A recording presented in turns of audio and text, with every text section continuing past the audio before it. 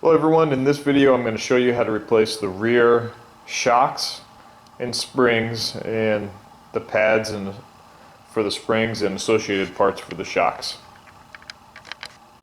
I'm going to need or want both wheels up off the ground, so I'm going to lift the vehicle up at the rear differential, and I'm just going to use a block of wood and my jack and slide this underneath and lift up both ends and then put jack stands under the lift pads. Now, as a precaution, make sure you chock the front wheels so that the vehicle doesn't roll. And it's preferable to do both sides just for safety. Okay, that's my central support, and that gives me enough clearance because when I take the bolt here, the shock and the whole wheel is going to sag down. So you're going to need more than one jack to do this. Make sure you use jack stands on both sides, and I just like to put them at the location of the lift pads, just like that. I'm going to be basically doing both repairs at the same time, so you have to, if you're doing the springs and the shocks, you have to take some of the panels out on the inside. So we have to lift out this bottom panel here, and we have to take the side panels out to get to the top of the rear shock. So, I mean, obviously this is nice and simple. This center one just lifts right out. I'm going to work on the side where the battery is first. Now, normally they have these 90-degree twist clips. This vehicle does not have any, so this should just lift up, and you can lift it up and then push it down, and you can finagle it out from the seal right over here. So once you finagle that out, it gives you access to the battery here. I like to take this light out here. This is the twist one.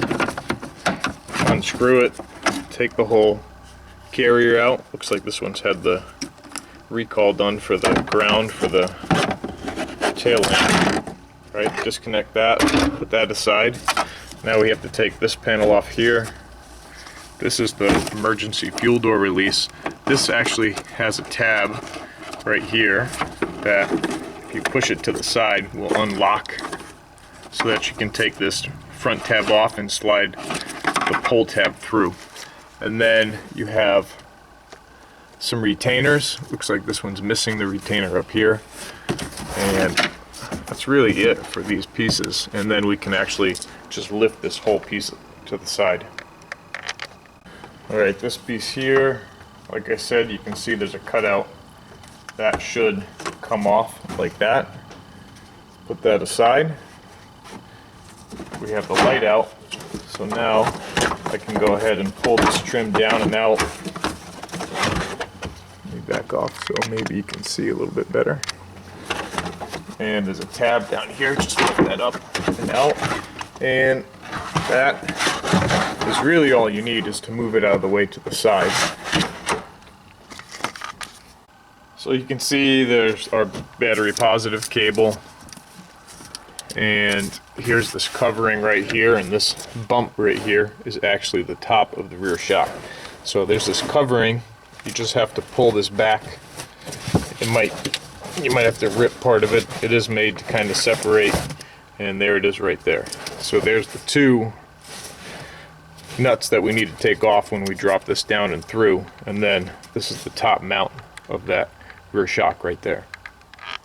Procedure is similar on this side depending on the style. This one has a GPS navigation in here, so you're going to have, depending on your options, you're going to have different ones of these covers on the sides. So same thing, I want to unscrew the light and take the light out and out of the way. And then this one has a clip installed, so I have to take that clip out. Let's see if I can bring that in. And this style clip has like a little push tab, so you got to push that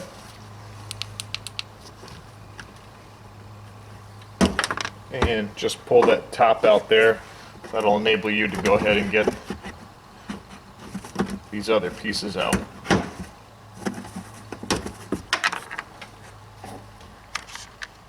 Again, the goal is to just swing this out of the way so we can get to the top, that shock tower.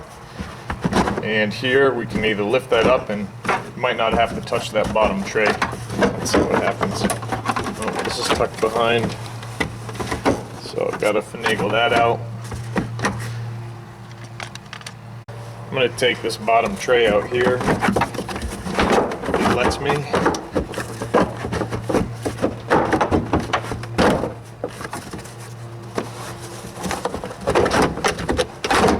Okay, move that out of the way.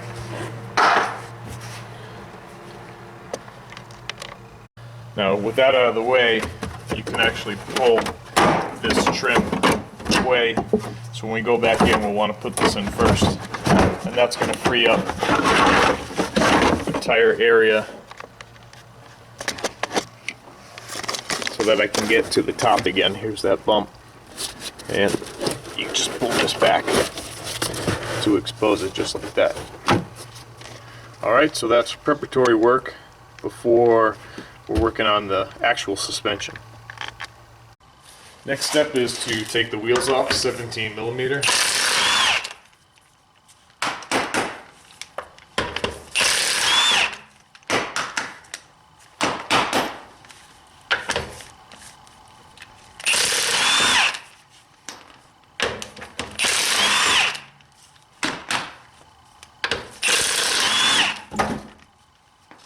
I didn't think that was going to come off that easy.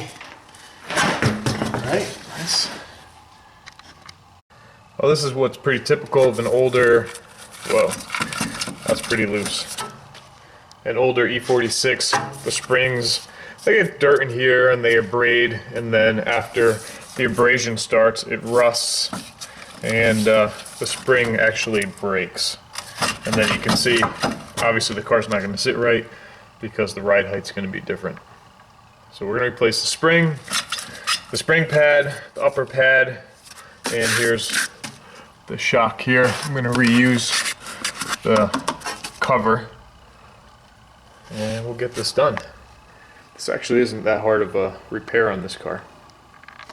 Using another jack, I like to support the suspension right at the bottom. See, I took the pressure off just a little bit because when we take the, I believe it's an 18mm off the bottom of the shock, it usually drops. So we need this to go back into the installation location so that we can thread it without cross-threading. It's very important. And also so it doesn't just drop and pull any threads out and mess up the threads. So just, you need another jack to support everything. Alright, see if I can hold the camera with one hand and take this out with the other. Okay. Alright, see how it just swings out of the way? And then when we go back on, we need to raise and lower so we can line up our new bolt correctly. Now we're doing the spring, so you have to release the tension and let everything come down because we need to pry down slightly to actually remove the spring and install the new one. So leverage is important. Alright, there's my spring rolling forward. That's the upper part, and I need to remove the bottom as well. And I can clean all this out with compressed air to make sure that there's no rocks, so I don't abrade the new spring that I'm installing. If you have compressed air, it's just a good idea to just blow all this out.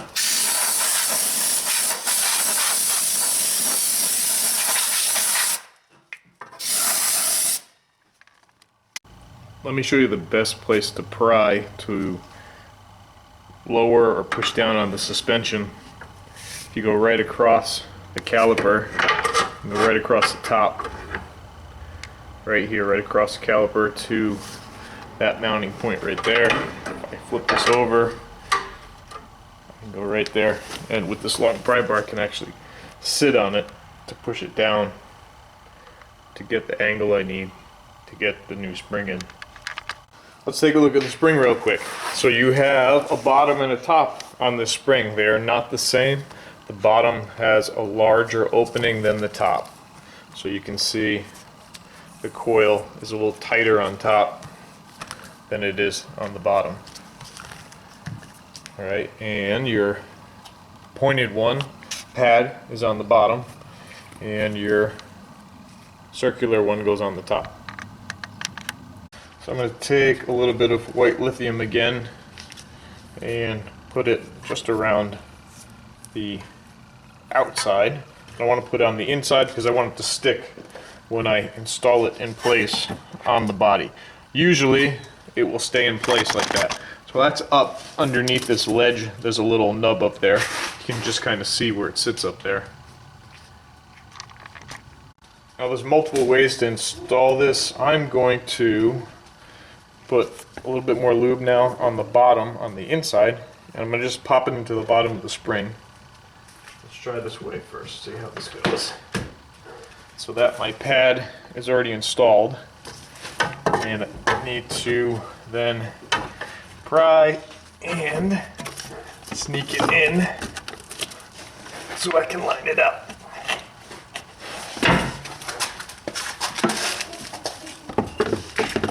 To the bottom, like so.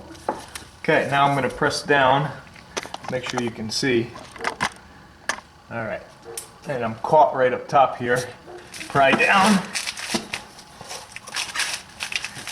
Yeah. Yeah. Until you get it over the nub. That's why you need a long pry bar or two people.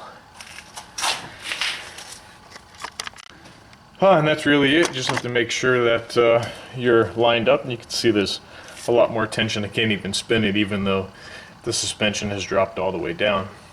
So moving on to the next step, I'm going to actually take this shock out.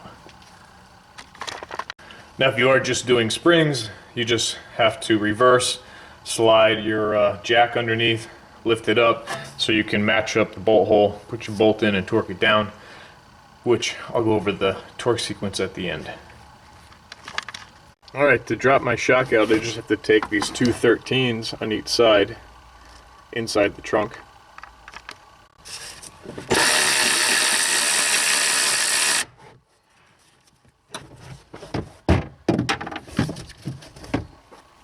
And this should just fall right down.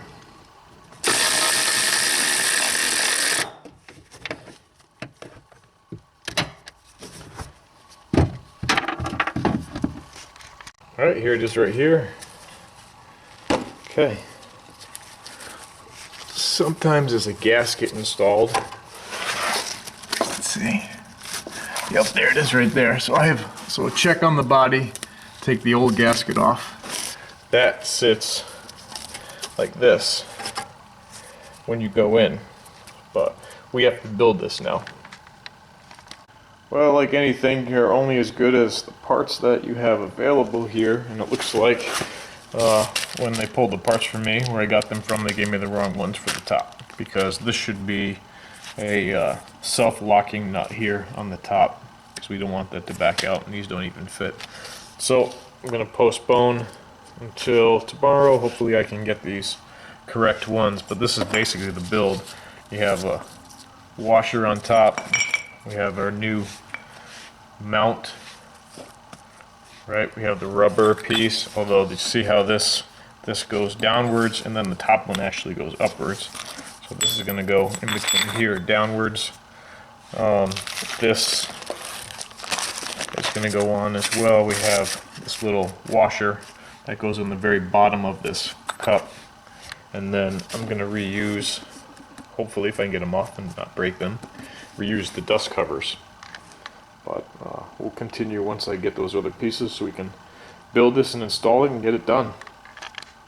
I have the lock nut for the top now, so I need to take the dust cover off the bump stop here, and a good way to do that is spray some soapy water, take adjustable wrench, and I just squeeze the foam to help loosen it up. You can actually work your way around the foam until it basically comes free.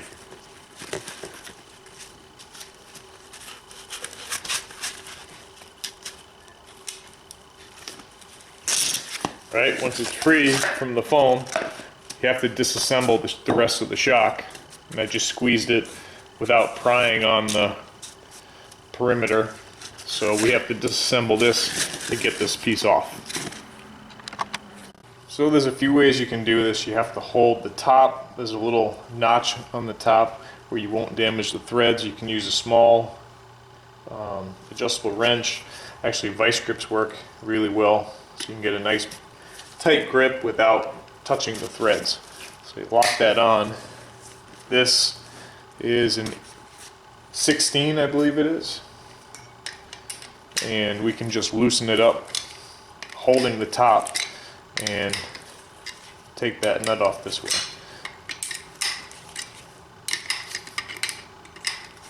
And since there's no spring on this, we don't have to worry about any spring tension. Just got to go ahead and remove this lock nut from the top. Now if you're not reusing parts, you don't even have to do this. You just have to build the other one, which I'm going to be showing you momentarily. Hopefully that's loose enough to walk it off. There we go. Right, so when you take it apart too, you can lay it out so you know how it goes back together, and you can just build it in the same way. Lock nut, right, we have this big washer on the top, and it's set. You can see that it has the concave side up. Then we have our mount, and we have the bottom, which is facing downward. And then we have, there's a small O-ring that sits on top of the bushing. There's a little cavity here, right on top. That's that piece. And then our final piece is the piece I was getting to reuse. Okay, I have my new shock, so I have my dust guard. Alright, here's my new bump stop. Put the washer on the top, slide that on. And that should go down to the bottom. Alright, there's a little recess there where that's going to stop. Alright, I'll push that on after. Okay, now you have the large washer that goes on the bottom, and it faces downward. Right, then we have our mount, which slides on. Then we have our top washer, which goes on the top there, and then we have the new lock nut, so it doesn't walk off. And this wasn't extremely tight, and it's hard to torque down because you'd have to hold the shaft. You don't want to damage the shaft, so the best way to do it is hold the top and snug it down. Alright, so just do the same procedure in reverse. Lock the top so you have something for leverage, and oh, look at that, they changed the size on me. One sec. So that changed from a 16 to 17. No big deal. Alright, most people, if you're doing this yourself, you definitely have a 17 wrench as well. So just snug this down. I'm going to go ahead and tighten this up. Alright, so I'm going to tighten that up. If you want the torque spec, it is actually 14 Newton meters. I mean, you could use a cloth and vice grips on the shaft to hold it. I don't really like to do that. So, I mean, 14 Newton meters is not much. So just hold it, give it a snug. And you saw how easy it was to loosen. I mean, that's definitely more than 14. I'm good to go here. Alright, take my vice grip off, and I have to get the dust cover on now, which can sometimes be a pain. Move that so I'm not spraying it with soapy water. So soapy water works pretty good for a lubricant that will dry. Let's see how well this works.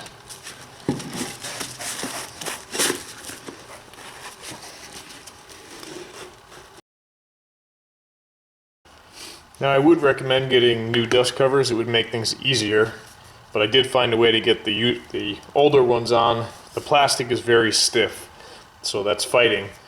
If I put pressure downward on the very tip, not on the threads I'm going to use, and with pressure on it, take my plastic pry tool and I can coax the seal, the lip, into the housing. So I just have to work that all the way around. Once it starts going, it should go into the internal lip and lock into place. There we go. And then you can give it a twist, and basically that's it. So here's your ridge, and you have to force, carefully use plastic tool. If you're reusing it, sometimes you can actually finagle them on, but that would be the best way to do it. You have to get this lip right here into the ring, which is right here, the center ring, so it locks in and won't come back out. Okay, now I'm good to go. And slide that back up into place, ready to be installed back into the car. Okay, and when you're replacing these, usually you get a paper gasket to put over the top. You put that on before we go through the body underneath. We got 2 new nuts for the top. Alright, that's the hole for the rear shock, and I'm going to put it in place. If you have 2 people, you have 1 person to hold the bottom, then you can go up top and have them start the nuts. Since I'm doing this alone, I'm going to use a jack underneath to support the shock so it stays in place, like so. Now I go into the car and I can put these 2 nuts on. Alright, so here's my new shock inside the car. Go ahead and put these on and torque these down. And this is 13 millimeter.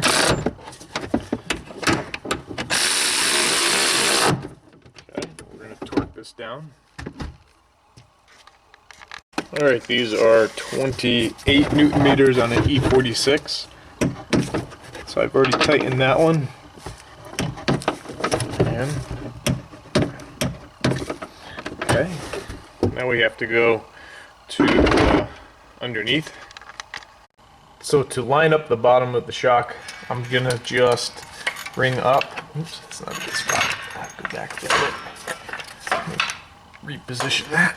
I'm gonna lift up the suspension and bring it up to the height of the bolt hole, and then swing the shock over. So I need to dial this in. Now when you install these, you want to make sure that this square is facing outward. Alright, see, I lifted it up. Once you're at the right height and you can kind of eyeball it, you should be able to thread this in without any tension. You can see I can bring it all the way in without stripping the threads out. So now I can go ahead and torque this down. And this bottom one, remember, is an 18. So I'm going to torque this. This is 100 Newton meters on an E46. 100 Newton meters. And I got a different camera angle, and I can use my right hand instead of my left. My shoulder did not like that.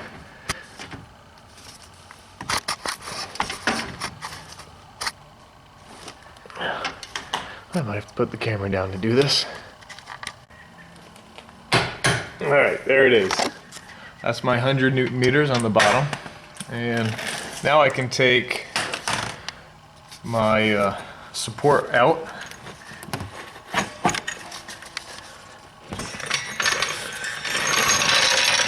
Okay. And basically that's it. So to do the other side, you would just repeat the whole process. And I have to put the wheel on. So I'm going to go ahead and do the other side, and then we'll put the trunk panels together. Now once all the parts are installed, put your covers back over, and just have to slide these pieces back into place. And we're going to install the side panels. Now on the passenger side, when you slide it in, remember the harness goes on top. Just push it all back, slide it back in the crease. Push the coverings into place. Make sure to tuck it behind the plastic panels on the sides, and in the center there is this hook you want to go over. Set the plastic piece lined up in the tracks right here where it's sliding out, falls in, and tuck that in, and then you can finagle your panel downwards.